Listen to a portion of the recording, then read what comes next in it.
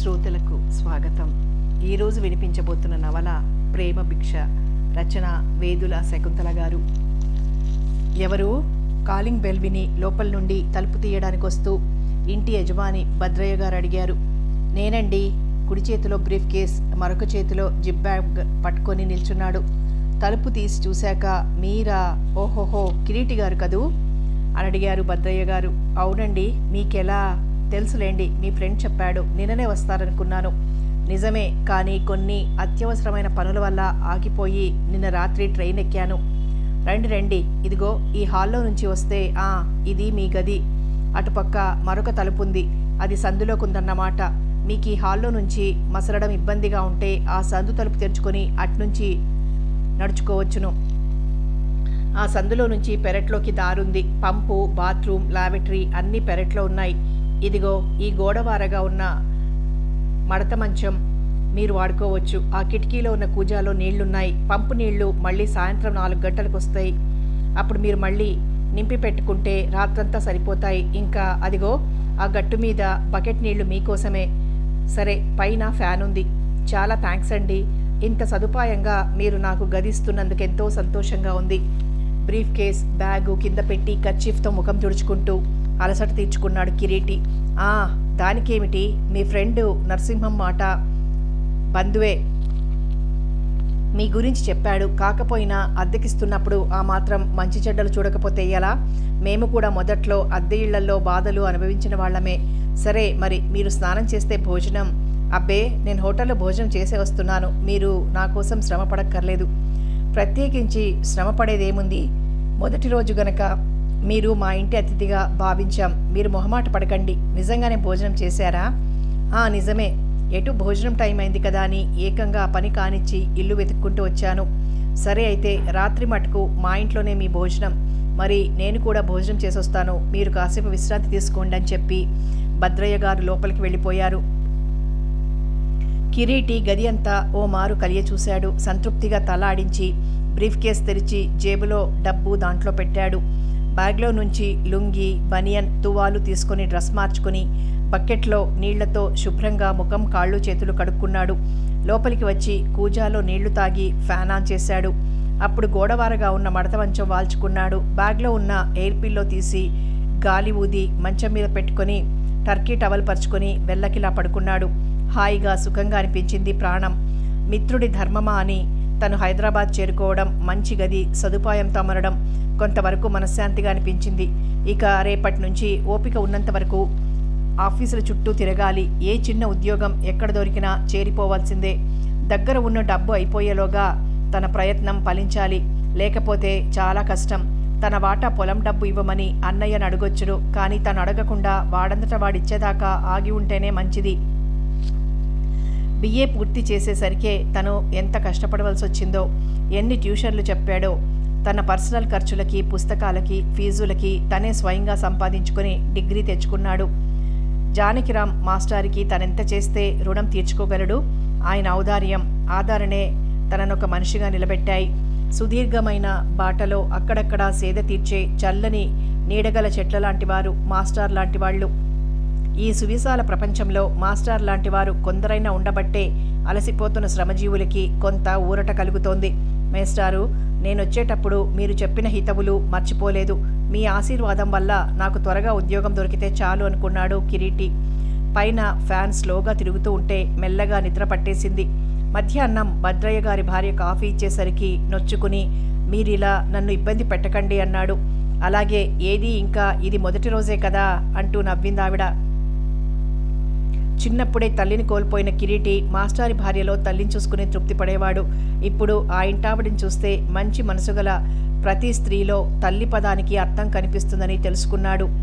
మరింక కాదనలేక కాఫీ తీసుకున్నాడు. సాయంత్రం 4 గంటలు దాటే వరకు భద్రయ్య గారితో కబుర్లు చెప్పి నరసింహం దగ్గరికి బయలుదేరాడు. ఒకరోజైనా పూర్తి కాకుండానే ఆత్మీయంగా కలిసిపోయిన వాళ్ళని తలుచుకుంటూ ఫ్రెండ్కి కృతజ్ఞతలు చెప్పుకున్నాడు మనసులో. ఆ సాయంత్రం ఫ్రెండ్తో కలిసి బజార్లన్నీ కులాసాగా తిరిగి ఇంటికి వచ్చేసరికి రాత్రి ఇంటి వారింట్లో కమ్మని భోజనం చేసి రేపటి నుంచి హోటల్లో తినడానికి టికెట్లు తెచ్చుకున్నానని చెప్పేశాడు. జానకిరామ్ మేస్టారికి సవివరంగా ఉత్తరం రాసి మర్నాడు పోస్టులో వేయడానికి జేబులో పెట్టుకొని డైరీ తీశాడు. పేజీలు తిప్పుతూ ఉంటే ఓ చోట కనిపించింది రామం తారల విషాదగాథ. చప్పున ఆ పేజీ తిప్పేసి మనసుని అదుపులో పెట్టుకున్నాడు. ఎలాగో డైరీ రాసిపెట్టి మంచం వాల్చుకొని పడుకున్నాక అనుకున్నాడు, కొన్ని జీవితాలు అంతే నిర్దయగా నలిగిపోతాయి. బాధగా నిట్టూర్చుకొని ఎంతోసేపటికి నిద్రలోకి జారిపోయాడు కిరీటి. 10 నిమిషాలు తక్కువ 10 వాచి చూసుకుని ఉలిక్కిపడి ఆదరాబాద్రాగా ఆఫీస్ గేట్లో అడుగుపెట్టింది తులసి. అంతగా జనం లేని ఆఫీసులో ఆవరణ చూసి మరీ కంగారుపడి వడివడిగా నడిచి ఆఫీసు వరండా మెట్లెక్కింది. ఎదురుగా గోడ గడియారం టంగు టంగుమంటూ అరగంటని సూచించింది. అరే, ఇంకా 9:30 ఎంత భయపడ్డానో. చేతివాచి చూసుకుని చిన్నగా నిట్టూర్చింది తులసి. వెధవవాచి ఎప్పుడు తికమక పెడుతూనే ఉంది అనుకుని చేతి నుంచి తీసి టైం సరిచేసుకుని చూసి చూడనట్టు హాల్లో వాళ్లని గమనించింది. మూల సీట్లో బ్రహ్మం, ఆ పక్కనే ఆచారి, యువతలగా వర్మ కనిపించారు. మహానుభావులు అప్పుడే సీట్లు అలంకరించారు. ఆఫీసు పావనమైంది అనుకుంది. సరిగ్గా అప్పుడే ఆ ముగ్గురు తల తిప్పి వరండా వైపు చూశారు. వెంటనే ఆటోమేటిక్ మిషన్లలాగా వాళ్ల చూపులు రాజు సీటు వైపు తిరిగాయి. ఆ స్థానం ఖాళీ ఉండటం చేత మళ్ళీ తులసి వైపుకి మళ్ళాయి. వాచి చేతికి పెట్టేసుకుని మౌనంగా లోపలికొచ్చింది. ఆమె సీటు పై అంతస్తులో ఉంది.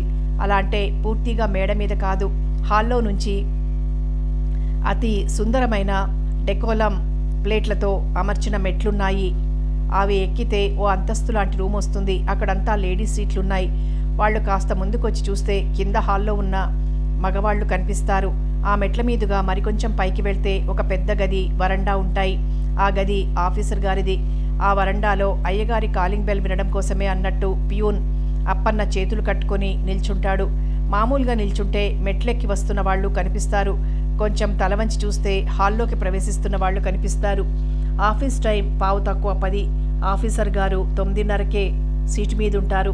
అప్పన్న కూడా అప్పటినుంచే చేతులు కట్టుకొని మెట్ల వైపు చూస్తూ అయ్యగారి బెల్లు వినపడుతుందేమో అని గమనిస్తూ నిల్చుంటాడు. 10:10 అయ్యాక కేవలం మెట్ల వైపు కాకుండా తలవంచి హాల్లోకి వస్తున్న వాళ్ళని కూడా చూస్తూ జాగ్రత్తగా గుర్తుపెట్టుకుని అయ్యగారు అడిగినప్పుడు వివరాలు చెప్తుంటాడు.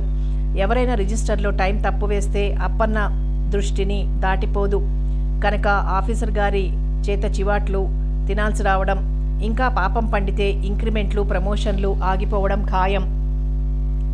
అందుచేత ఆఫీసర్ గారు చండశాసనుడని, Appanna peon cum personal secretary అని ఆఫీస్లో అందరికీ తెలుసు.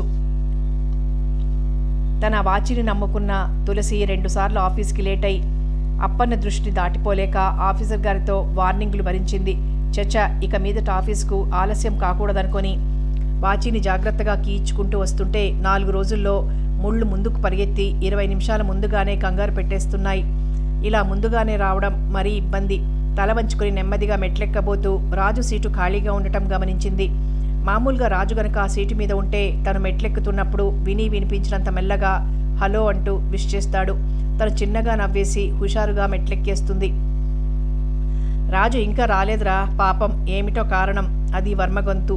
తులసి చూపును పసిగట్టిన జాగిలం. మరే, ఏమిటి చెప్పమా ఇంత ఆలస్యం అని అనాలి. ఆందోళన. నీ ముఖం ఆలస్యమేమిట్రా, ఇంకా 15 గంట టైం ఉంది. వాడు 10 నిమిషాలన్నా ముందెప్పుడూ రాడు. ఒకవేళ ఇవాళ గానీ ముందు వస్తానన్నాడేమో, నీకు గాని చెప్పాడా? 3వ సీటు మీదున్న బ్రహ్మం చూపులు తులసి మీద నిల్చుతూ ఆచారిని ఆరా తీశాడు. గుర్తులేదురా, చెవి పక్కగా గోక్కున్నాడు ఆచారి. ఇవన్నీ తులసికి వినిపించాలనే వాళ్ల కోరిక. చరచరా మెట్లెక్కి ఆఫీసర్ గారి రూమ్ ముందర టేబుల్ మీదున్న రిజిస్టర్లో సంతకం చేసింది తులసి. ఆ రిజిస్టర్ అక్కడ 10:30 దాకా ఉంటుంది. ఆ తర్వాత అయ్యగారి రూమ్లోకి వెళ్ళిపోతుంది. సంతకంతో పాటు టైం కూడా వెయ్యాలన్నది ఆ కంపెనీ రూల్. ఎవరైనా ఆఫీస్ టైం దాటాక వచ్చి తప్పు దిద్దుకునేందుకు ఆ టైం తప్పు వేస్తే అప్పన్న మాత్రం నిజం చెప్పేస్తాడు. ఆఫీస్కు ప్రతి అరగంట లేటుని లెక్కగట్టి జీతంలో కోతకొస్తారు. మొదట మాత్రం 2-3 వార్నింగ్లు ఇస్తాడు ఆఫీసరు. తులసి తన సీట్లోకి వచ్చి కూర్చుంది. రజని మాత్రమే వచ్చి ఏవో కాగితాలు టైప్ చేసుకుంటోంది. మిగిలిన 4 ఇంకా రాలేదు. తులసిని చూసి నవ్వి, ఏమిటి విశేషం అంది రజని. ఏం లేదు. మరి కొత్త చీర త్వరగా రావడం. అర్ధోక్తిలో ఆగి కొంటెగా చూసింది. బావుంది, విశేషమే ఉండాలా? కట్టుకోవాలనిపించింది, కట్టుకున్నాను. ఓహో అనేసి రజని తన పనిలో మునిగిపోయింది. తొందరగా వస్తే ఇదే గొడవ. ప్రతి వాళ్ళకి అన్నీ వివరంగా చెప్పాలి, లేకపోతే నిష్ఠూరం. హ్యాండ్ బ్యాగ్ టేబుల్ మీద పెట్టి అందులో నుంచి నవల తీసి గుర్తుపెట్టిన పేజీ దగ్గర నుంచి చదవడం మొదలుపెట్టింది తులసి. సెకండ్లు నిమిషాలు గడుస్తున్న కొలది ఆఫీస్కి ఒక్కొక్కరే వస్తున్నారు. హలో తులసి, ఎంతసేపు అయింది వచ్చి? అంబిక వస్తున్న హిడింబిలా ఓ బాదు బాదింది వీపు మీద. అబ్బా, ఎంత గట్టిగా బాదావోయ్, వీపు అదిరిపోయింది. కుడి చేత్తో వీపు పట్టుకొని సీట్లో వెనక్కి వంగిపోయింది తులసి. పోదు, మరీ నాజూకు. అయినా నువ్విలా సన్నగా రివటలా ఎన్నాళ్ళైనా మార్పు లేకుండా ఉండటం బాగులేదు తులసి. నేను చూడు 2 ఏళ్లలో ఎంత పుష్టిగా తయారయ్యానో. ఎడం చెయ్యి పైకెత్తి పిడికిలి బిగించి బలాన్ని చూపించింది అంబిక. కిసుక్కున నవ్వింది సుభద్ర. నీది పుష్టి అనరే తల్లి, ఊప శరీరం అంటారు. మరొక 2 ఏళ్లలో కంట్రోల్ చేసుకోకపోతే లాభం లేదు. ఆ సీట్లో కూర్చోలేవు. స్పెషల్గా హాల్లో ఓ సీటు తయారు చేయించాల్సిందే. చాల్లే వెదవకుళ్ళు, నా ఒళ్ళు చూస్తే నీ కళ్ళు ఊరుకోవు. అబ్బబ్బా, ఏమిటి గోలా? టైప్ మిషన్ మీద నుంచి విసుగ్గా చూసింది రజని. మూతి ఓసారి తిప్పి, ఇంకా ఆఫీస్ టైం కాలేదండి రజని గారు, అందుకని గోలా అనక్కర్లేదు అంది అంబిక ఈసడింపుగా. తెలుసు, అయినా ఆఫీస్లోకి వచ్చాక ఒబీడియన్స్గా ఉండాలని తెలియదా? నేర్చుకుంటాం, నేర్పించండి. అంబిక జవాబులో వెటకారానికి విసురుగా ముఖం తిప్పుకుంది రజని. అబ్బా ఊరుకోవోయ్, క్రింద మగాళ్ళు వింటే బాగుండదు. అంబిక చేయి పట్టుకుని కూర్చోబెట్టింది తులసి. లేకపోతే ఏమిటి, అక్కడికి మనం గోల చేసేవాళ్లం, మర్యాద తెలియని వాళ్లం. తను మహా. అబ్బబ్బా ఊరుకోమన్నానా? తులసి విసుక్కుంది. సరేలే, నీదో గోల, వాళ్ళు వింటారు వీళ్ళు వింటారు అంటూ. పిరికి సన్నాసిలా నోరు మూసుకోమంటావు. ఏం ఆ మగాళ్ళు మాత్రం వాగుతూ ఉండరా? ఇందాక బ్రహ్మంగాడు నేను మెట్లెక్కొస్తుంటే వర్మతో ఏదో వాదిస్తున్నవాడల్లా ఆగి గొంతు సవరించుకొని, ఈ మధ్య చిక్కుతున్నావురా, డబల్ రొట్టె తింటే లాభవుతానా అంటూ ఆచారిగాడిని అడుగుతున్నాడు. రాస్కెల్, పీర్ల సాయిబులా పిల్లిగడ్డం వీడును. ఊరుకుంటున్నానని మరి పేట్రేగిపోతున్నాడనుకో. ఎప్పుడో ఆ గడ్డం పీకి చేతిలో పెడతానో. కిసకిసమంది సుభద్ర. ఏమిటా వెకిలి నవ్వు? గుర్రుగా చూసింది అంబిక. నువ్వు చెప్తుంటే ఆ నవ్వు ఊహించుకొని నవ్వుతున్నాను. ఇలాంటివి 4 హీరోయిన్లు పనులు చేస్తున్నా ఇంక ఆఫీస్కి రానక్కర్లేదు. ఏం చెక్క ఏ సర్కస్ కంపెనీ వాళ్ళో. నోరు మూసుకో, నేను సీరియస్గా అంటున్నా, జోక్లా తీసుకుంటావేం? అమ్మ బాబోయ్, నిజంగానే పీకుతావా ఏమిటి? పాపం, అతనికో పెళ్ళాం, 2 చెల్లెళ్ళు, తల్లి తండ్రి ఉన్నారట. ఆ గడ్డం ఊడిపోతే వాళ్ల గతేం కాను? టైప్ మిషన్ ఆగిపోయింది. రజని విసురుగా చూడలేదు, చిన్నగా నవ్వింది. సుభద్ర మాట్లాడితే అంతే, సీరియస్గా ఉండలేరెవ్వరూ. అంబిక, తులసి కూడా నవ్వాల్సొచ్చింది. సరిగ్గా అప్పుడే మెట్లెక్కి పైకి వెళ్తున్న రాజు వాళ్ల వైపు చూసి చటుక్కున మళ్ళీ తిప్పేసుకున్నాడు ముఖం. మోచేతితో తులసిని పొడిచింది అంబిక. అబ్బా ఏమిటే, నడుం కలుక్కుమంది. తులసి నడుం దగ్గర రాసుకుంది. గొప్పే అని చెవి దగ్గరగా వంగి, మీ రాజకుమారుడు గారు వేంచేశారు, ఇవాళ భలే ట్రిమ్గా తయారయ్యారు అంటూ హఠాత్తుగా తులసిని అప్పుడే గమనించి, ఓ తమరు ఇవాళ కొత్త చీర సింగారించారా? ఏమిటమ్మా కారణం అని నిలదీసింది. సరేలేవోయ్, ప్రతిదానికి కారణం ఉంటుందా ఏమిటి? మడత విప్పి చూస్తుంటే మనసు తొందరపడి కట్టేసుకున్నాను.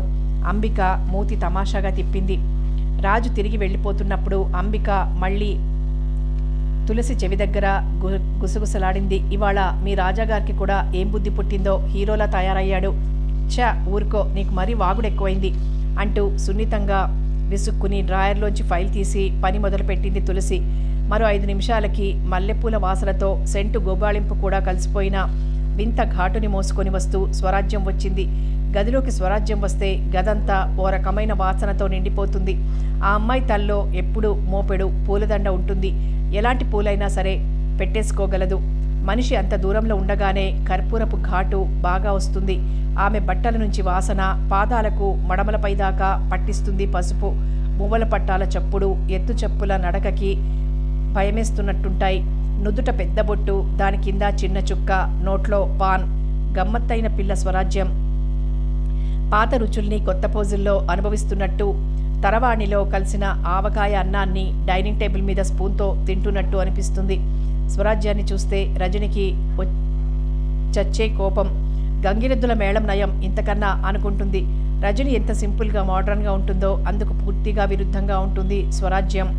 ఇలాంటి అడవి మాలోకాలు జాబ్ చేస్తుంటే ఆఫీస్లో మగాళ్ళు వేళాకోళాలు చేయకుండా ఉండగలరా అనుకుంటుంది. అయితే స్వరాజ్యం వాళ్ళందరికంటే ఒక విషయంలో సీనియర్. ఆమెకి పెళ్ళైంది, అందుకని మిగిలిన వాళ్లలాగా ఆమెపై బాహటంగా మాటలు విసరలేరు.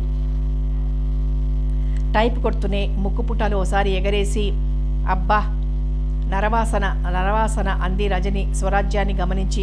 పాన్ నములుతూనే నిదానంగా సీటు మీద కూర్చుని తన డ్యూటీలో పడిపోయింది స్వరాజ్యం. ఎవరేమన్నా తనని కానట్టు పట్టించుకోకుండా బ్రతికేయగలదు స్వరాజ్యం. అది ఆమెలోని మంచితనమో అమాయకత్వమో నిర్లక్ష్యమో ఎన్నిసార్లు ఆలోచించినా తులసికి అర్థం కాక ఆన్సర్ రాని లెక్కలాగా ఓ పక్కకి ఉంచేస్తుంది ఆ సమస్యని. అంతకన్నా ముఖ్యమైనవి తన స్వవిషయం గనక ఫైల్ చూస్తూ పరధ్యాసగా ఉంది తులసి. సాయంత్రం తన ఫ్రెండ్ ఇంటికి వెళ్ళాలని, ఆలస్యం అవుతుందని ఇంట్లో చెప్పింది. కానీ వెళ్లాల్సింది రాజుతో. ఈ సాహసం ఎంతవరకు సమంజసమో ఊహించలేకపోతోంది. అయినా ఇది సాహసమా? రాజు సమక్షంలో ఉంటే అంతా మామూలుగా జరగవలసిందేదో జరుగుతున్నట్టుగానే ఉంటుంది. అతని మాధుర్యం అటువంటిది. అందుకని తను భయపడాల్సింది ఏమీ లేనట్టు ధైర్యంగానే ఉంటుంది. అతని నెమ్మది, చిరునవ్వు తనకి రక్షణ ఇచ్చే గొడుగులా అనిపిస్తాయి. సడన్గా తను చదువుతున్న నవలలో ఓ డైలాగ్ గుర్తొచ్చింది. అంతవరకు అంధకార బంధురమైన జగత్తు ఒక్కసారి వెలుగు పుంజాలతో నిండిపోయిన దివ్య మందిరంలా గోచరించిందట. నవలలో నాయికకి ప్రేమించిన వాడి కోసం నిరీక్షించి అది ఫలించగానే ఆ ప్రేయసిలో కలిగిన ఆనందం అలాంటిది. ఇంతకీ ఆమె ట్యూబ్లైట్ వెలుగులోనే కూర్చొని ఉంది. అంధకారం ఎక్కడి నుంచి వచ్చిందట? అదే గమ్మత్తు, ప్రేమ మహత్తు ఇప్పుడు తనకి అలాగే ఉంది. చిన్నప్పటి నుంచి కని పెంచి పెద్ద చేసి కంటికి రెప్పలాగా చూసుకుంటున్న తల్లిదండ్రుల కన్నా మధ్యలో వచ్చిన ప్రేమికుడినే కొండంత అండగా భావించుకోవడమేమిటి? తనకిప్పుడు రక్షణ లేదా? గొడుగుల్లాగా అమ్మా నాన్న అన్నయ్యలు లేరా? మరెందుకు రాజునే ఆధారంగా నమ్ముకోవాలి? ఏమో, రాజును చూస్తే తనకలాగే కలుగుతుంది ఓ కమ్మని భావం, తీయని పులకింత. తులసి పెదవుల మీద లీలగా మెరిసింది చిన్న దరహాసం.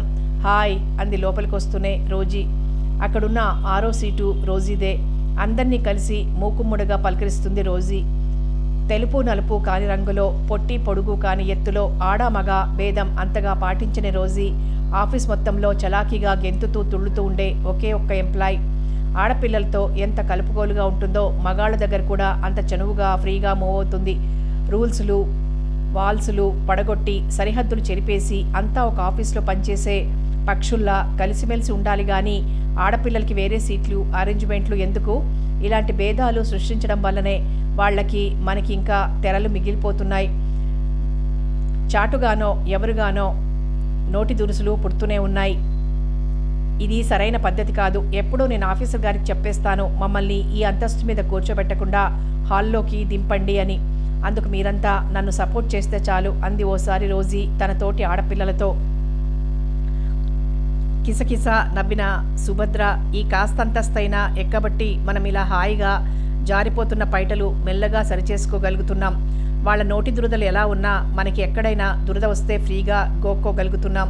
ఈ కాస్త ఎత్తు మీద కూడా మనం ఉండకపోతే ఆఫీస్ టైం అంతా ఓర చూపులు, దొంగ చూపులు, వాళ్లకి ఉలిక్కి పడటం, రుసరుసలాడుకోవడంతో మనకీ సరిపోయేది అంది. అంతగా అయితే నీ సీటు క్రిందికి మార్పించుకో అంది అంబిక. మనం ఆఫీస్లో పనిచేయడానికి వచ్చాం గాని సీట్లు ఎక్కడుంటే ఎందుకు అని రజని విసుక్కుంది. స్వరాజ్యం తల్లో పూలు సరిచేసుకుంటూ నోట్లో పాన్ నమలుకుంటూ తనకేం సంబంధం లేనట్టు కూర్చుంది. ఎవరికీ ఏమీ చెప్పలేక తులసి బేలగా చూసింది. ఒక విధంగా కింద హాల్లో కూర్చుంటే తనకి రాజుకి స్వేచ్ఛగానే ఉంటుంది. కానీ అప్పుడు అందరి కళ్ళు తమనే గమనిస్తాయి. తెలియని వాళ్ళకి కూడా తెలుస్తుంది. వద్దొద్దు అనుకుంది. అప్పుడు అందరి మనస్తత్వాలు గమనించి BA BC నాటి మనుషులు జాబ్ చేస్తున్న మాటే గాని ఒక్కడుగైనా ముందుకు రాలేని పిరికి దద్దమ్మలు అన్నట్టుగా గ్రహించుకుని జాలిగా నిట్టూర్చుకుని ఆ విషయం అంతటితో వదిలేసింది రోజీ. ఆమె అభ్యుదయ భావాలని ఆదర్శాలని ఆమెకి పరిమితం చేసుకుని మామూలుగానే అందరితో ఫ్రీగా ఉంటోంది. రోజీ పలకరింపు ఎవరికి తోచిన రీతిలో వాళ్ళు సమాధానాలు చెప్పి తలలు వంచుకుని డ్యూటీ మీద శ్రద్ధ చూపించేది. ఇలాంటి రకరకాల మనస్తత్వాలు గల కంపెనీ బొంబాయిలో గల A to Z కంపెనీ యొక్క బ్రాంచి. భారీ ఎత్తున నడుస్తున్న బొంబాయిలోని ఆ కంపెనీకి భారతదేశంలోని పెద్ద పెద్ద పట్టణాల్లో బ్రాంచీలున్నాయి. చెంచాల దగ్గర నుంచి గంగాళాల వరకు రకరకాల డిజైన్లలో స్టీల్ సామాన్లు, ప్లేట్ల దగ్గర నుంచి పెట్టెల వరకు అన్ని వస్తువులు తయారవుతున్న ఆ కంపెనీ ఎప్పుడూ లాభాలే గాని నష్టాలెరగదు. ప్రజాబాహుళ్యం ఆదరిస్తున్న ఏ కంపెనీ అయినా అంతే. అలాంటి కంపెనీ ఆఫీస్లో 2 ఏళ్ల నుంచి క్లర్క్గా పనిచేస్తున్న తులసి ఓ మధ్యతరగతి ఇంట్లో పెద్ద కూతురు. సాయంత్రం 5:30 దాటాక ట్యాంక్ బండ్ మీద నడుస్తున్న తులసి చుట్టూ బెరుగ్గా చూసింది. ఏమిటి అలా చూస్తున్నావేం? వద్దు రాజు, ఇంకా నడక వద్దు. అలా ఆ డౌన్లోకి వెళ్ళి కూర్చుందాం. ఏం నడవలేకపోతున్నావా? కాదు, తెలిసిన వాళ్ళు కనబడుతున్నారు. ఇప్పుడు వాళ్ళ దృష్టిలో పడితే చాలా గొడవ జరుగుతుంది. సరే పద, అలా ఆ పార్క్లోకి వెళ్ళి కాస్త గుబురుగా ఉన్న చోట కూర్చుందామంటూ రాజు గబగబా పార్క్లోకి ఉన్న మెట్లు దిగి గడ్డిలో నుంచి నడుస్తూ నిలువెత్తున గుబురుగా ఉన్న పొద చెట్టు దగ్గర నిలబడ్డాడు. తులసి మెల్లిగా నడిచి వెళ్ళి దస్తీ పరుచుకొని కూర్చుంది. చుట్టుపక్కల ఎవ్వరూ తమని గమనించటం లేదని నిర్ధారణ చేసుకున్నాక తను కూడా కూర్చున్నాడు రాజు. 2 నిమిషాల నిశ్శబ్దం తర్వాత, ఈ చీర చాలా బాగుంది తులసి అంటూ ఆమె చీర చేతితో నెమ్మదిగా తాకాడు. చిన్నగా నవ్వి, థ్యాంక్స్, నువ్వు మెచ్చుకుంటే హాయిగా ఉంది, కానీ పొద్దున చాలా చికాకు పడ్డాను అంది. ఏం, నీకు నచ్చలేదా? అది కాదు, ఇవాళ నేను త్వరగా ఆఫీస్కి వచ్చాను. మామూలుగా అయితే పనిలో ఉండి తర్వాత మాట్లాడొచ్చని అనుకుంటాను, కానీ 15 గంట సమయం దొరికిందంటే మా బృందం 1,00,000 ఆరాలు తీస్తారు. ఇవాళ నేను కొత్త చీర సింగారించాను కనుక ఏదో కారణం ఉండాలని అని ఆగి రాజు కళ్ళలోకి చూసి, నువ్వు కూడా ట్రిమ్గా తయారయ్యావు గనక సంగతి ఏమిటో చెప్పమని అంబిక నిలదీసింది. సందర్భం లేకుండా కట్టుకుంటే అన్ని అనుమానాలే. ఎందుకు కట్టుకున్నానా అని చిరాకు పడ్డాను మనసులో. అవన్నీ అంత పట్టించుకోకూడదు. నన్ను కూడా మా వాళ్ళు చాలా జోక్ చేస్తుంటారు. నవ్వేస్తాను అంతే. నిజమే, నేను మాత్రం ఏడుస్తానేమిటి? కానీ ఎన్నాళ్ళిలా? ఎలా? అదే, వాళ్ళంతా మనల్ని గురించి వేళాకోళాలు చేస్తూ ఉండటం, మనము నవ్వేస్తూ ఉండటం ఎందుకు? ఇలా ఇప్పుడు ఎవరైనా చూస్తారేమో అనే బెదురు, చాటుమాటుగా తిరుగుళ్ళు. ఎన్నాళ్ళు? తులసి వైపు నిశితంగా చూశాడు రాజు. ఇవాళేమిటో కొత్తగా మాట్లాడుతున్నావు? తులసి తల వంచుకుంది. అవును, నలుగురు 4 రకాలుగా అనుకోగల అవకాశాలు ఎందుకివ్వాలి? మనం కలుసుకునే ప్రతిసారి నేను ఇంట్లో అబద్ధం చెప్పాల్సి వస్తోంది. నాకది ఎంతో బాధగా ఉంది. సంవత్సరం నుంచి మనం ఎంతో చేరువై మనసులు అర్థం చేసుకున్నాక ఇక ఏమిటి దొంగ భయం? ఇద్దరం ఉద్యోగాలు చేస్తున్నాం. పెద్దల అనుమతి తీసుకొని వివాహం చేసుకుంటే స్వేచ్ఛగా హాయిగా ఉండొచ్చు కదా? రాజు నవ్వుతున్నట్టు గ్రహించి తలెత్తి చూసింది. ఇప్పుడు స్వేచ్ఛగా లేదనా నీ బాధ? అది కాదు, కానీ ఇది సరైన పద్ధతి మాత్రం కాదు. పిచ్చి తులసి, మనం మొదటిసారి చూసుకున్నప్పుడు, ఆ తర్వాత మనసులు విప్పి చెప్పుకున్నప్పుడు ఎవరి అనుమతులు తీసుకున్నాం? అది మాత్రం సరైన పద్ధత? ప్రేమికులకు ఎప్పుడూ స్వేచ్ఛగానే ఉంటుంది. ఇప్పుడు మన స్వేచ్ఛకి సుఖానికి అడ్డేమీ లేదు, కానీ వివాహానికి కొంత టైం పడుతుంది. అదొక్కటే బాధ. ప్రేమించుకున్నంత త్వరగా పెళ్ళైపోదు కదా. మా ఇంట్లో ఇంకా నా పెళ్లి ప్రయత్నాలు మొదలెట్టలేదు. నేను తొందరపడి చెప్పేయడం బాగుండదు. వాళ్ళ ఆ మాట ఎత్తితే అప్పుడు మన విషయం చెప్తాను. అంతవరకు మనకి మాత్రం కులాసాగా కబుర్లు చెప్పుకోవడం, షికార్లు, 1-2 సినిమాలు చూడటంలో తప్పేమీ లేదు. నీకంతగా భయంగా ఉంటే చెప్పు. ఇంకెప్పుడు మనం ఇలా ఏకాంతంగా కలుసుకోవద్దు. కానీ ఓ సంగతి, పెళ్ళైపోయాక ఇలాంటి స్వేచ్ఛ, కులాసా రాదు. ఇల్లు, సంసారం, ఉద్యోగం వాటితో సరిపోతుంది. తులసి నవ్వేసింది. ఎందుకలా ఊహిస్తున్నావు? పెళ్ళైన వాళ్ళంతా అలాగే ఉన్నారా? అందరూ కాకపోయినా కొందరు మాత్రం అంతే. మనం ఆ కొందరిలో ఉండొద్దు. చిన్నగా నిశ్వసించి తులసి చేయి మీద నెమ్మదిగా నిమిరాడు. తులసి, నాకు నీలాగే అనిపిస్తున్నా మా ఇంట్లో అలా వీలు కాదు. నీకు చెప్పాను కదా, చెల్లెళ్ళు తమ్ముళ్ళు ఉన్నారు. మనం వద్దనుకున్న తప్పని బాధ్యతలు కొన్ని వస్తూ ఉంటాయి. అనుకున్నంత తేలిగ్గా కులాసా చిక్కకపోవచ్చును. పెళ్ళి అనేది ఒక విధంగా సమాజంలో మనకు గౌరవం కలిగించి హక్కుని పెంచగలుగుతుందే తప్ప ఇప్పుడున్న నిర్విచారం, సంతోషం నిజానికి అప్పుడు ఉండవు. అయినా తులసి, వేలికున్న ఉంగరాన్ని తిప్పుతూ ఇలా దొంగచాటుగా, బెదురుగా, గమ్మత్తుగా బాగులేదు అంటూ కొంటెగా చూశాడు. తులసి కళ్ళు వాల్చేసింది. ఏం చెప్తుంది? బాగుంది కనుకనే రాగలుగుతోంది. కానీ రావాలంటే ఇబ్బందిగా ఉంది, భయంగా ఉంది. కానీ ఈ రహస్య మంతనాల్లో చెప్పలేని అనుభూతి, ఈ అనుభూతి ఇలా కాస్తగా అనుభవించడమేమిటి? స్వంతమైపోయి ఎప్పటికీ నిలిచిపోవాలనే ఉంది. కానీ స్వంతమైపోయాక విలువ తగ్గిపోతుందేమో, లేక రాజు అంటున్నట్టు ఈ మాత్రపు అవకాశం కూడా రాదేమో. అన్ని ఆలోచనలే. ఏమిటి కళ్ళు వాల్చేస్తే? జవాబు దొరికినట్టే కదా. చిన్నగా నవ్వింది. మరింకేం? చూడు, బాగున్న సమయాల్లో హాయిగా ఉండక అనవసరమైన ఆలోచనలతో సమస్యల్ని సృష్టించుకోవడం ఎందుకు? ఏమంటావు? ఊపినట్టు తల ఊపింది తులసి. రాజు ఏవేవో చెప్తున్నాడు. తులసి వింటోంది. చీకట్లు చుట్టుకున్నాయి. సన్నగా చలిగాలి తిరిగింది. ఒక్కొక్కళ్ళే లేచి వెళ్తున్నారు. ఓ జంట వెళ్తూ వెళ్తూ వీళ్ళున్న గుబురు పక్కగా తొంగి చూసి తమకి మాత్రం అప్పుడే ఏం తొందర వచ్చిందన్నట్టుగా మళ్ళీ మరోచోట కూర్చున్నారు. అది గమనించి రాజు తులసి నవ్వుకున్నారు. దీపాల చుట్టూ తెగ తిరుగుతున్నాయి పురుగులు. చుట్టుపక్కల కూర్చున్న వాళ్ళని తెగ వేధిస్తున్నాయి. కానీ విసుక్కుంటూ అదిలిస్తూ అలాగే కూర్చున్నారు కొన్ని జంటలు. తులసి అకస్మాత్తుగా టైం చూసుకుంది. 8:15. అమ్మ బాబోయ్, ఎంత టైం అయిందో గబాల్న లేవబోయింది. రాజు చేపట్టుకుని ఆపాడు. కూర్చో, ఆ టైం తప్పు. ఇంకా 7:30 కాలేదు. ఇంకో 10 నిమిషాలు ఆగి వెళ్దాం. తులసి మళ్ళీ కూర్చుంది. ఈ వాచీతో పెద్ద చిక్కుగా ఉంది. అనవసరంగా కంగారు పెట్టింది పొద్దున కూడా.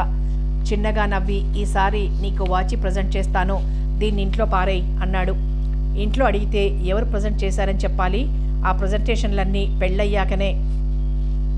ప్రతి విషయానికి పెళ్ళొకటి ఎత్తుతూ ఉంటావు. పెళ్ళయ్యే వరకు ఇంకేం చేయకూడదా? తులసి ఒక్క క్షణం ఆగి, నేను ఆడపిల్లనన్న విషయం మర్చిపోతున్నావు అంది నెమ్మదిగా. నయం, అది గుర్తుంది కాబట్టే ప్రేమించాను నవ్వాడు. తులసికి వచ్చింది నవ్వు. అలా మరొక పావుగంట గడిచిపోయింది. పద పోదాం, నేను వెళ్ళేసరికి ఇంకా ఆలస్యం అవుతుంది. నీకేం, మీ ఇంట్లో నిలదీయరు. ఏ ఫ్రెండ్ దగ్గరకో తిరిగొచ్చానని చెప్పుకోగలవు. లేచి నుంచుంది తులసి. అప్పటికే పార్కు చాలా వరకు నిశ్శబ్దమైపోయింది. నేను మగాణ్ణి అంటావు, ఏం లాభం? ఎన్నాళ్ళైనా చూసుకుంటూ ముచ్చటించుకుంటూ కాలక్షేపం చేయడమే. సిగ్గుపడి చెప్పునట్టు తిరిగిపోయింది తులసి. తులసి భుజం మీదుగా వంగి చెవి దగ్గర రహస్యం చెప్పాడు. మనం ఓ రోజు ఎటైనా పోదాం, కాదనకు. ఏదో ఒకటి చెప్పింట్లో. ఇలా 1-2 గంటల ఏకాంతం బొత్తిగా కొసరినట్టు బాగులేదు, సరేనా? తులసికి చెవి దగ్గర ఆ శబ్ద తరంగాలు కితకితలు పెట్టినట్లు నిలువెల్లా పులకింత కలిగింది. మత్తు ఆవరించినట్టు కనురెప్పలు అరమోడ్పులు చేసి అలాగే ఉండిపోయింది. ఏమిటి, వినిపిస్తోందా? మరోసారి రాజు గడ్డం అదిలించాడు ఆమె భుజం మీద. తులసి కనులు మూసేసుకుంది. 2 చేతులు ఆమె నడుం చుట్టూ బిగించి బుగ్గ మీద గట్టిగా చుంబించాడు. తులసి తులసి. ఎక్కడో ఏ లోకం నుంచో పలికింది తులసి. తులసి పరిస్థితి పూర్తిగా అర్థమైంది రాజుకి. ఈ రాత్రి ఇక్కడే ఉండిపోదామా? ఉలిక్కి పడింది.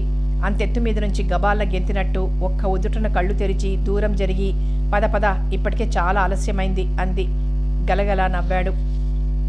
అనవసరంగా అడిగాను, లేకపోతే మరి కాసేపు ఆ బంధనలోనే ఉండేదానివి. అప్పటికే తులసి 2 అడుగులు ముందుకు వేసింది. రాజు కూడా ముందుకు కదిలాడు. పార్కు మెట్లెక్కుతున్నప్పుడు మళ్ళీ అడిగాడు. తులసి, ఏమంటావు? ఓ రోజు ఎక్కడికైనా ఈ సిటీ నుంచి దూరంగా, మనల్ని తెలిసిన వాళ్ళ నుంచి దూరంగా పోదామా? ఒక్కరోజు హాయిగా ఫ్రీగా పెళ్ళయ్యేంత వరకు సరిపోయే ఆనందాన్ని అనుభవించి తృప్తిగా ఉందాం. ఎప్పుడు ఓ గంటో 2 గంటలో ఏమిటి పరిమితి? నాకేం బాగులేదు. అసలు ఇప్పుడు ఇక్కడి నుంచి వెళ్ళాలని కూడా లేదు. తులసి ఏదో చెప్పబోయింది. పూలు కావాలా సార్? 10 పైసలే సార్ మాల. తీసుకోండి, అమ్మగారి తల్లో లేవు.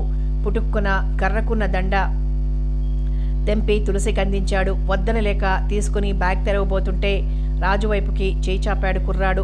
అప్రయత్నంగానే జేబులో నుంచి పైసలు తీసిచ్చేశాడు.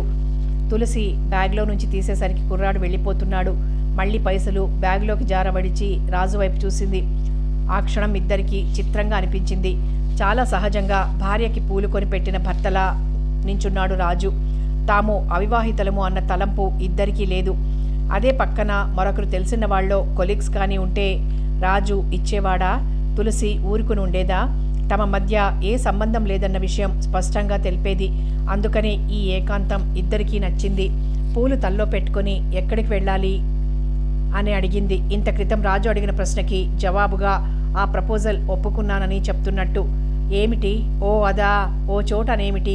రాజేంద్రనగరో, గండిపేటో, గోల్కొండో, లేకపోతే యాదగిరిగుట్టో, కీసరగుట్టో, ఎక్కడికైనా సరే ఒక రోజంతా జాలీగా తిరిగొద్దాం. చూద్దాం, ప్రయత్నిస్తాను అంది. దూరంగా బస్సు వస్తున్నట్టు చూసి గబగబా రోడ్ క్రాస్ చేశారు. చల్లటి గాలిలో దూసుకుపోతున్న బస్సులో నిల్చున్న తులసి కిటికీలో నుంచి దూరంగా కనిపిస్తున్న హుసేన్ సాగర్ మీద దీపాల కాంతిని కొత్తగా చూస్తున్నట్టు ఫీల్ అయింది.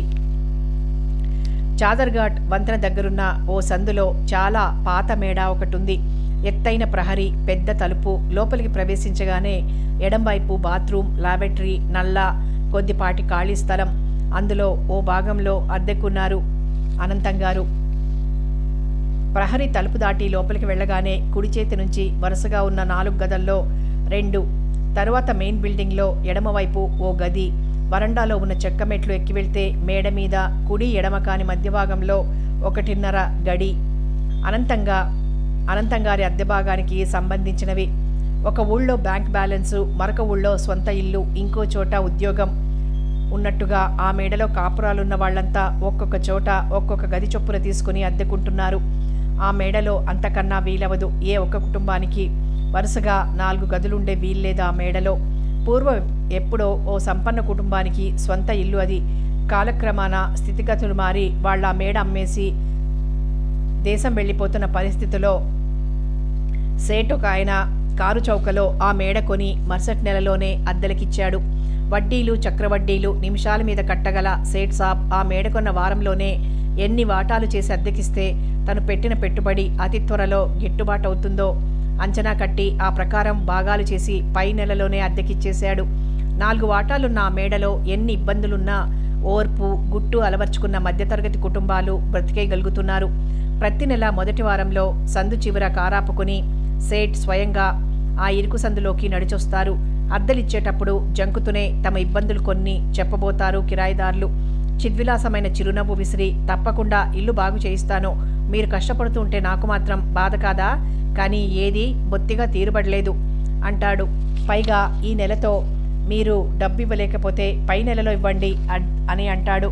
అయితే వడ్డీ మాత్రం తప్పకుండా తీసుకుంటాడు. ఆ మాత్రపు దయకే మహాభాగ్యంగా పరవశించిపోతూ ఉంటారు ఆ అద్దెదారులు. నేను బాగు చేయించను అన్నా, నాకు ఈ నెల అద్దె ఇచ్చి తీరాలన్నా చేసేటేమిటి? అందుకని తాము ప్రతి నెలలో ఎంతో వినయంగా తమ వాదన చెప్పుకోవడం, అందుకు తప్పనిసరిగా సానుభూతి చూపి సేటుగారు ఓదార్చడం విధిగా జరిగిపోయే కార్యక్రమాలే తప్ప అసలు జరిగే పనులు కావు. ఆ విధంగా గత 7-8 సంవత్సరాలుగా ఆ మేడలో మిగిలిన 3 వాటాల వాళ్లతో జీవితం సాగిస్తున్న అనంతంగారు మరొక 2 ఏళ్లలో రిటైర్ కాబోతారు.